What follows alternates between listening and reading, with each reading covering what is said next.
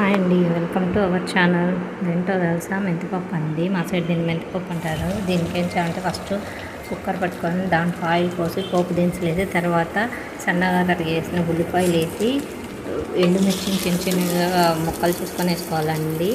అలాగే కరివేపాకు వేసుకోవాలి. ఎండుమిర్చిని ముక్కలుగా కట్ చేసి వేసినప్పుడు దాంట్లో ఉండే ఇత్తనాలు మాత్రం బయట పడేసి వేయండి, లేదంటే చాలా కారం అయిపోతుంది. కొంచెం వేసుకోండి. మిర్చీలు చాలా స్పైసీగా ఉంటాయి కదా ఎండుమిర్చీలు. అలాగే దాంతోపాటే కొంచెం చింతపండును ఉప్పు పసుపు వేసి బాగా వేగనివ్వండి నూనెలో. ఇలా బాగా వేగిపోయాక చూసారా, ఇలా బాగా వేగిపోయాక దాంట్లో కొంచెం వాటర్ వేసి విజిల్ పెట్టేసుకోండి.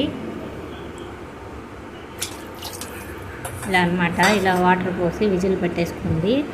ఇలా వాటర్ పోసి బాగా కలగబెట్టి విజిల్ పెట్టేయండి. తర్వాత ఒక 3-4 విజిల్కి పప్పు బాగా ఉడికిపోతుంది. దాన్ని తీసి చూసారా ఇలా అయిపోతుంది. 3-4 విజిల్కి దాన్ని బాగా నమ్మండి.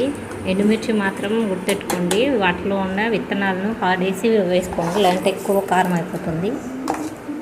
ఇలాగైపోద్ది అనమాట. ఎప్పుడైనా అనుకోకుండా వాళ్ళ ఇంటికి చుట్టాలు వచ్చినప్పుడు, ఇంట్లో కూరగాయలు లేవనిపించినప్పుడు ఇలా వండి పెట్టండి.